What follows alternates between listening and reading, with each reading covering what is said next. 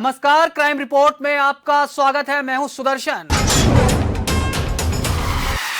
आंख, मुंह और चेहरे से बहता हुआ खून, शरीर की टूटी हड्डियां और पोस्टमार्टम में 150 ml से ज्यादा सीमन यानी वीर्य। कोलकाता के आरजीकर मेडिकल कॉलेज में रेप के बाद महिला रेजिडेंट की निर्मम हत्या, रेप या गैंगरेप।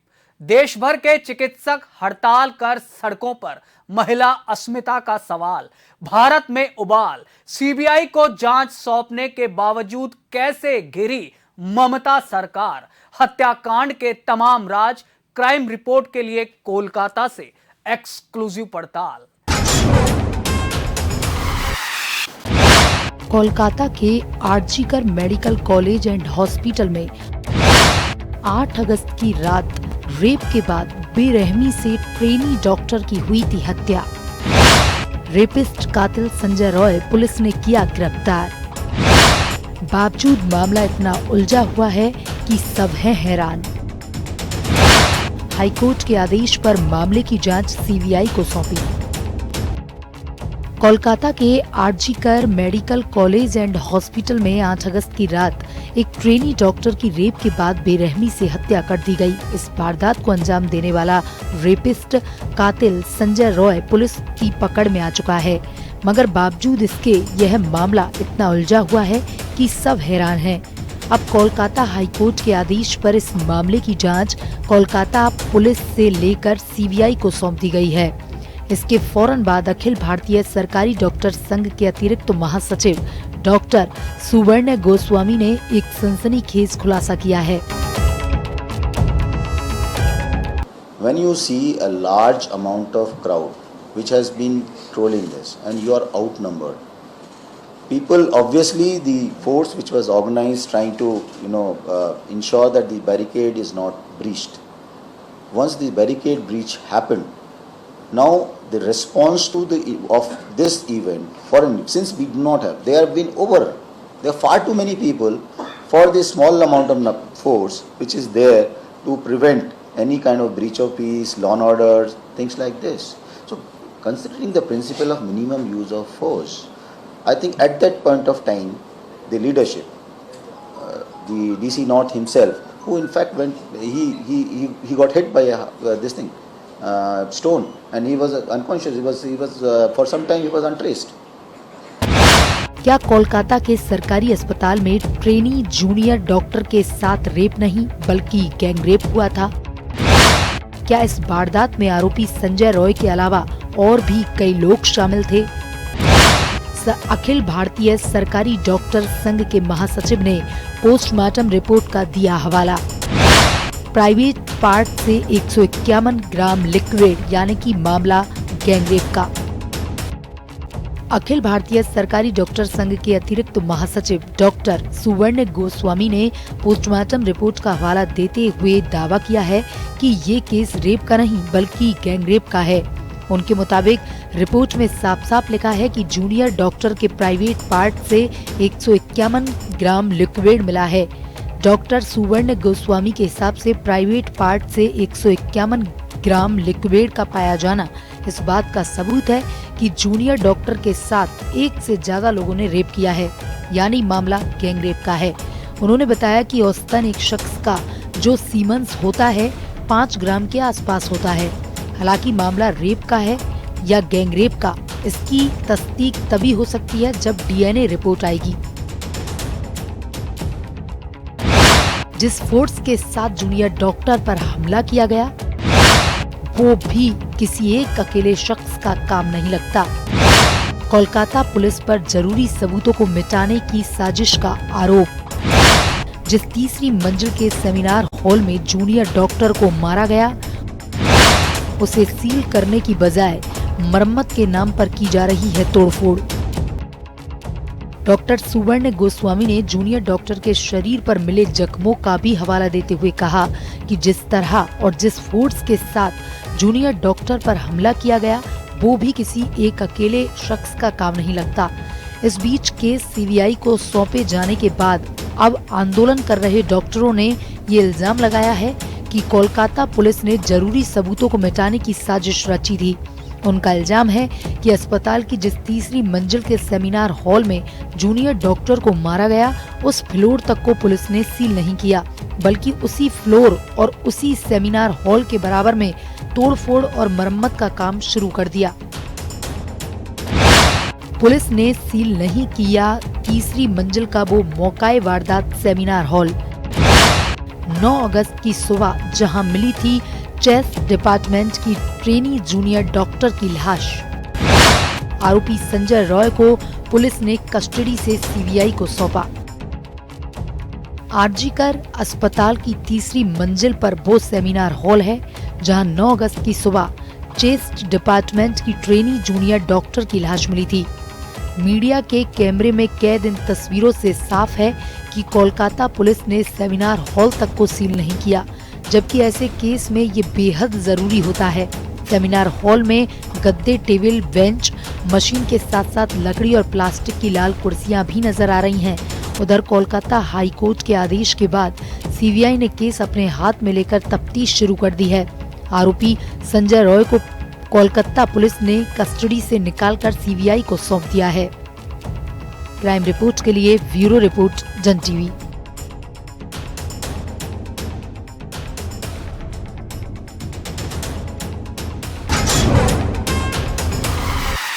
बार बार मारता था पति तो हमने एक ही बार में मार दिया। ईंट के ताबड़तोड़ वार कर पति को उतारने के मौत के घाट, घर में लाश के सीने पर बैठकर 2 टुकड़े हुई खोपड़ी के अंदर से मांस निकाल कर फेंकती रही। क्यों खाकी भी रह गई दंग। उत्तर प्रदेश के शाहजहांपुर में सामने आई वारदात के तमाम राज। क्राइम रिपोर्ट के लिए एक और एक्सक्लूसिव पड़ताल। ईंट से कुचला, हाथों से निकाला भेजा। पत्नी ने अपने ही पति को निर्ममता से उतारा मौत के घाट। उत्तर प्रदेश के शाहजहांपुर से सामने आई हैरत अंगेज वारदात। तारीख 8 अगस्त 2024, दिन गुरुवार। शाहजहांपुर के रूजा थाना क्षेत्र से सामने आई पति की हत्या की ऐसी वारदात, जिसमें की हत्यारी पत्नी गायत्री की हरकत से उसके मायके वालों से लेकर सभी सुनने वाले स्तब्ध हैं। दरअसल गायत्री ने अपने ही पति की पहले हत्या की और बाद में पुलिस के सामने ही अपने पति के 2 टुकड़ों में बटे भेजे से मांस के टुकड़े निकालती रही। इधर पुलिस पूछताछ में गायत्री ने बताया है कि उसका पति उसे बार बार मारता था, जिससे तंग आकर गायत्री ने उसे एक ही बार में मार दिया। माना जा रहा है कि मानसिक रोग से परेशान गायत्री की बीमारी लगातार बढ़ती गई, जिस कारण उसने ऐसी खौफनाक वारदात को अंजाम दे डाला। पाल सन ऑफ हरिराम, जो जिनकी उम्र लगभग 40 वर्ष है, तो स्टेडियम में नौकरी करते थे प्राइवेट। आज पति पत्नी में किसी बात को लेकर झगड़ा हुआ है, जिसमें पत्नी द्वारा अपने पति पर ईंट से उसके सिर पर वार किया गया, जिसकी अपने घर के दरवाजे पर ही मौत हो गई है। मानसिक रोग से परेशान आरोपी गायत्री की बढ़ रही थी बीमारी। 8 अगस्त गुरुवार दोपहर 3 बजे पति सत्यपाल की ईंट से कुचलकर की हत्या। लाश के सीने पर बैठकर 10 मिनट तक सिर में से निकाल फेंकती रही मांस के टुकड़े। गायत्री ने कहा, क्रूर पति घर में बंद कर करता था मारपीट। रूजा थाना क्षेत्र के हथौड़ा बुजुर्ग के रहने वाले सत्यपाल की 8 अगस्त बृहस्पतिवार दोपहर करीब 3 बजे पत्नी गायत्री ने ईंट से कुचलकर उसकी हत्या कर दी थी, जिसके बाद आरोपी अपने ही घर के चबूतरे पर बैठकर पति सत्यपाल के सीने पर बैठ गई और 10 मिनट तक सत्यपाल के सिर को 2 टुकड़ों में फाड़कर उससे मांस के लोथड़े निकाल फेंकती रही। पुलिस हिरासत में गायत्री ने बताया कि उसका पति बहुत क्रूर था, वो उसे घर में बंद रखता था और बहुत मारता था। हत्या वाले दिन स्टेडियम में चौकीदार पति ने मांगे थे 300 रुपए। नहीं देने पर मारने के लिए उठाया डंडा तो पत्नी ने उठाई ईंट। तब तक मारती रही ईंट जब तक पति के सिर के नहीं हो गए 2 टुकड़े। हत्यारी पत्नी बोली, वारदात के दौरान गुस्से में नहीं रहा होश। हत्या वाले दिन स्टेडियम में चौकीदारी करने वाला पति सत्यपाल 300 रुपए मांग रहा था। न देने पर उसने अपनी पत्नी गायत्री को मारने के लिए डंडा उठा लिया, जिससे बचने के लिए गायत्री ने भी घर में पड़ी ईंट उठाकर उसका सिर फोड़ दिया। उसके बाद बढ़े विवाद में वो हुआ जो किसी ने सोचा न था। दरअसल आरोपी गायत्री सत्यपाल के सिर पर तब तक ईंट मारती रही जब तक कि उसके पति सत्यपाल के सिर के 2 टुकड़े नहीं हो गए। वहीं जब इस मामले में आरोपी गायत्री से पुलिस ने पूछताछ की तो आरोपी ने कहा कि उसे गुस्से में होश नहीं रहा। क्राइम रिपोर्ट के लिए शाहजहांपुर से ब्यूरो रिपोर्ट, जन टीवी।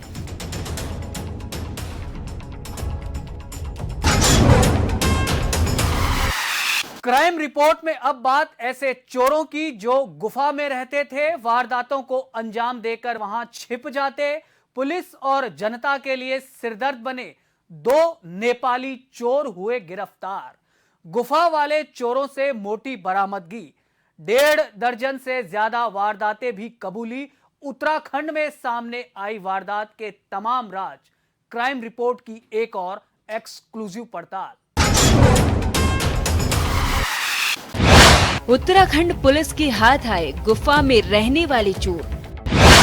1.5 दर्जन से ज्यादा चोरी की वारदातें कबूली। नेपाल के निवासी दोनों चोर वारदातों को अंजाम दे गुफा में छिप जाते। धर्मनगरी उत्तराखंड में सिलसिलेवार चोरी की वारदातों को अंजाम देकर लोगों की नींद उड़ाने के आरोपितों को आखिरकार पुलिस ने पकड़ ही लिया। दरअसल शातिर चोर डोलीडाना जंगल में गुफा में रहते थे और सुनियोजित तरीके से शहर में लोगों के घरों और प्रतिष्ठानों में सेंधमारी कर वारदातों को अंजाम देते थे और वारदात को अंजाम देने से पहले आसपास लगे सीसीटीवी कैमरे तोड़ दिया करते थे और फिर बाद में वारदात के बाद फिर गुफा में छिप जाते थे। पुलिस के मुताबिक पकड़े गए दोनों आरोपित नेपाल मूल के हैं। पुलिस ने आरोपितों से सराफा की दुकान से चोरी किया गया माल बरामद कर लिया है। हाँ, लगातार अभी अल्मोड़ा शहर में चोरियां हो रही थी, जिसको देखते हुए वरिष्ठ पुलिस अधीक्षक महोदय द्वारा कोतवाली से और एसओजी से टीमें गठित करके लगातार इस पे कार्रवाई की जा रही थी। एसओजी की टीम और कोतवाली पुलिस द्वारा लगातार सर्विलांस और सीसीटीवी कैमरा को चेक किया गया, जिसके आधार पर 2 व्यक्तियों को गिरफ्तार किया गया। दोनों ही व्यक्ति नेपाल के रहने वाले हैं और इनसे चोरी के माल के रूप में 30 चांदी की पायलें और मोबाइल व अन्य सामान बरामद हुआ है। इनके विरुद्ध मुकदमा पंजीकृत कर दिया गया है और जिस पर आवश्यक कार्रवाई अब की जाए। नेपाल में हुमला जिले के डोलीडाना क्षेत्र निवासी नेपाली चोर 24 साल का अशोक पुन और 19 साल का विरल पुन गिरफ्तार। ज्यादा दुकानों और मंदिरों को निशाना बनाने से जनता में बढ़ा आक्रोश। आरोपियों ने पूछताछ में 2.5 दर्जन से ज्यादा वारदातों को अंजाम देना कबूल किया है। अल्मोड़ा जिला मुख्यालय में बीते काफी समय से चोरी की वारदातें लगातार बढ़ रही थी। दरअसल चोर ज्यादातर दुकानों और मंदिरों को निशाना बना रहे थे, जिससे लोगों में खौफ और आक्रोश बहुत ज्यादा बढ़ गया। 150 सीसीटीवी फुटेज खंगालने के बाद चोरों की गुफा तक पहुंची पुलिस। 30 जोड़ी सफेद धातु की चांदी की पायल, चोरी के उपकरण समेत कुछ माल हुआ बरामद। चोरी का ज्यादातर सामान नेपाली चोरों ने बेच दिया था। पुलिस कर रही चोरी का माल खरीदने वालों की जल्द गिरफ्तारी का दावा। वारदातों के पर्दाफाश करने के लिए पुलिस की 5 टीमों का गठन किया गया था, जिसके बाद पुलिस ने चोरों को पकड़ने के लिए 150 से अधिक सीसीटीवी खंगाले, जिसे देखने के बाद पुलिस ने 2 आरोपी जिनके नाम अशोक पुन 24 साल और अविरल पुन 19 साल को गिरफ्तार किया है। पुलिस ने आरोपियों को डोली डाना क्षेत्र से गिरफ्तार किया है, जिनके पास से पुलिस ने 30 जोड़ी चांदी की पायल, एक मोबाइल फोन, एक इलेक्ट्रॉनिक घड़ी, एक पर्स, एक टॉर्च, एक पेचकस, लोहे का पंच आदि सामान बरामद किया है। पुलिस के मुताबिक चोरी का ज्यादातर माल आरोपियों ने बेच दिया था, जिनकी तलाश में पुलिस जुटी हुई है। क्राइम रिपोर्ट के लिए अल्मोड़ा से ब्यूरो रिपोर्ट, जन टीवी न्यूज।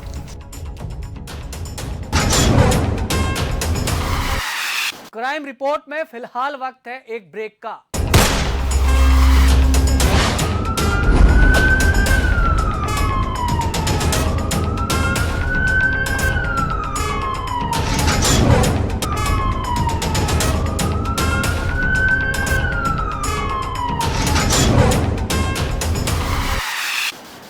ब्रेक के बाद क्राइम रिपोर्ट में आपका एक बार फिर स्वागत है। महिला पुलिस कांस्टेबल समेत परिवार के 4 सदस्यों को किसने उतारा मौत के घाट, घर में बरामद हुए शव। पुलिस ने हत्यारे को किया गिरफ्तार, सामने आया कौन सा खौफनाक सच। क्राइम रिपोर्ट के लिए बिहार के भागलपुर से एक्सक्लूसिव पड़ताल। भागलपुर पुलिस लाइन में महिला सिपाही के परिवार का हत्याकांड। कांस्टेबल सूरज गिरफ्तार, हत्या के लिए उकसाने का आरोप। आरोपी सूरज का मृतक सिपाही नीतू से थे शादी के बाद अवैध संबंध। इसी बात से गुस्साए नीतू के पति पंकज ने की पत्नी, 2 बच्चों और बूढ़ी मां की हत्या। फिर खुद ने भी फांसी से लटक कर जान दी। बिहार के भागलपुर स्थित पुलिस लाइन में महिला सिपाही के परिवार के हत्याकांड में कांस्टेबल सूरज को गिरफ्तार किया गया। उस पर हत्या के लिए उकसाने का आरोप है। बताया जा रहा है कि आरोपी सूरज का मृतक सिपाही नीतू से एक्स्ट्रा मैरिटल अफेयर यानी कि शादी के बाद अवैध संबंध थे। आशंका है कि इसी बात से गुस्साए नीतू के पति पंकज ने अपनी पत्नी, 2 बच्चों और बूढ़ी मां की हत्या कर दी। फिर खुद ने भी फांसी से लटक कर जान दे दी। नीतू के मामा नागेंद्र ठाकुर ने भी पंकज पर परिवार के 4 सदस्यों की हत्या के आरोप लगाए हैं। तो दोनों के बीच विवाद चल रहा था। इस क्रम में इस तरह की दर्दनाक घटना होगी वो कल्पना से परे है। हम लोग सभी बिंदुओं पर छानबीन कर रहे हैं। पति की कहीं कोई शिकायत तो नहीं की थी सिपाही ने आज तक कभी? नहीं, उन्होंने किसी के विरुद्ध कोई शिकायत दर्ज नहीं कराई थी। जो भी मामला था पति पत्नी के बीच ही था, लेकिन आसपास के लोगों का जो कांस्टेबल्स वगैरह हैं उनके सभी से पूछताछ से पता चल रहा है कि दोनों के बीच में अक्सर मारपीट, ये अक्सर लड़ाई हो रही थी। 13 अगस्त मंगलवार सुबह महिला सिपाही नीतू के घर मिले थे 5 शव। पहली एफआईआर में नीतू का पति पंकज आरोपी, हालांकि उसकी हुई मौत। पंकज ने सुसाइड से पहले लिखे नोट में नीतू पर लगाया मां और 2 बच्चों की हत्या का आरोप। लिखा, नीतू ने मां बच्चों को मारा तो मैंने उसकी हत्या की और खुद फांसी पर झूला। सुसाइड में नीतू के अवैध संबंधों का भी किया जिक्र। महिला सिपाही नीतू के घर से 5 के शव 13 अगस्त मंगलवार सुबह मिले।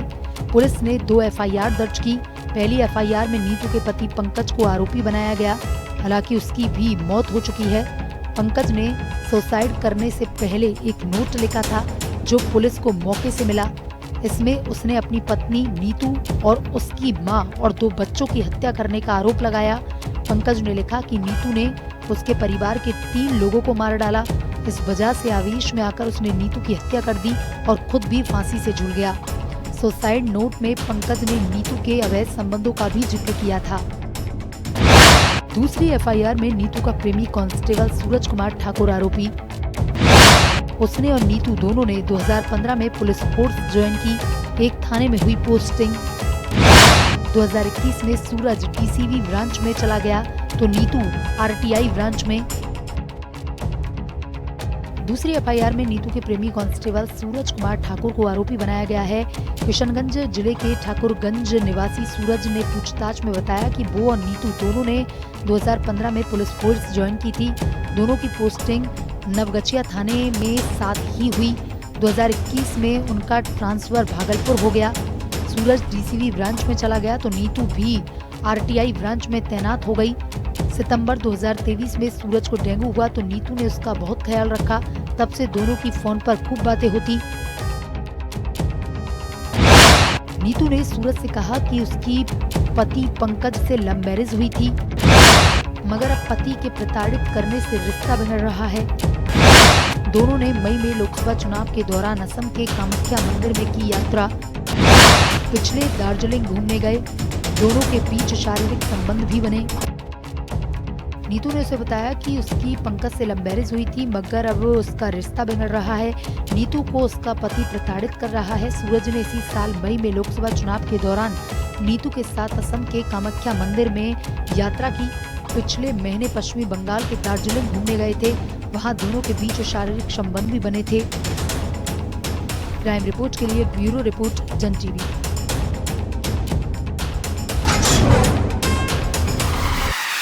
चलते चलते बात उस वारदात की जिसे देखने और सुनने के बाद आपके पैरों तले खिसक जाएगी जमीन।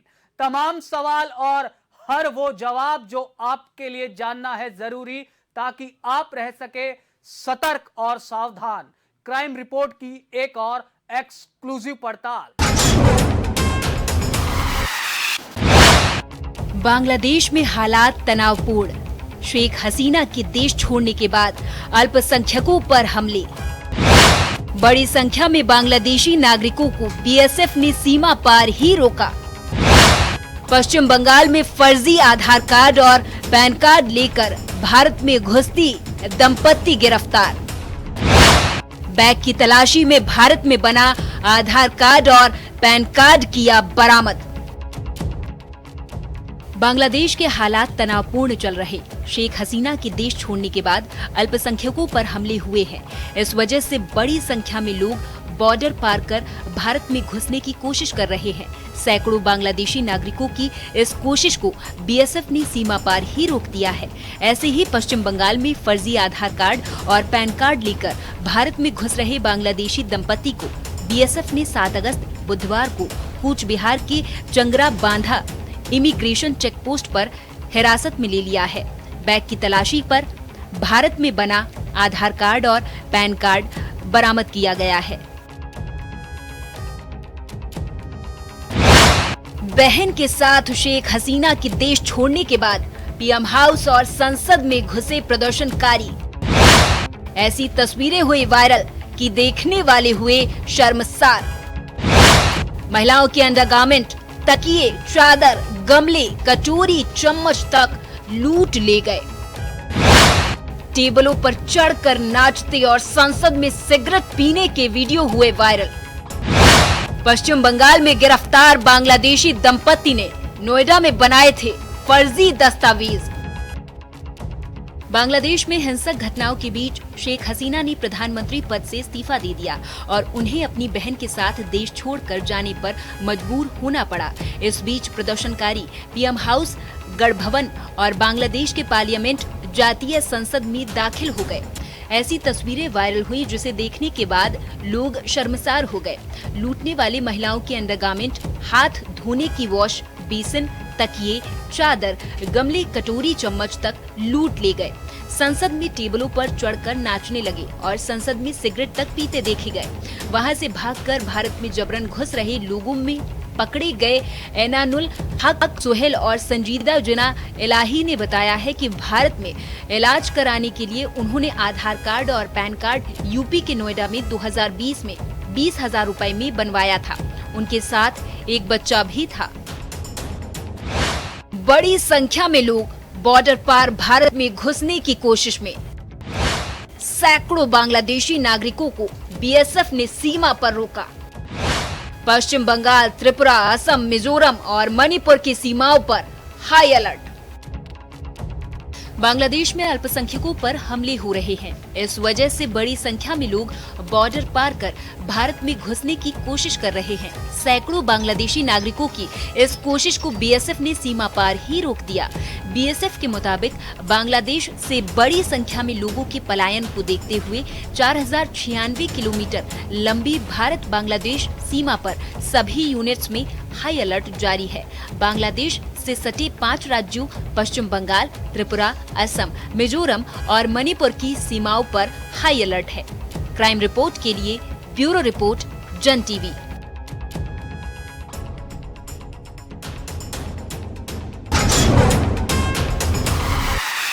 क्राइम रिपोर्ट में इस हफ्ते के लिए बस इतना ही। दीजिए इजाजत। नमस्कार।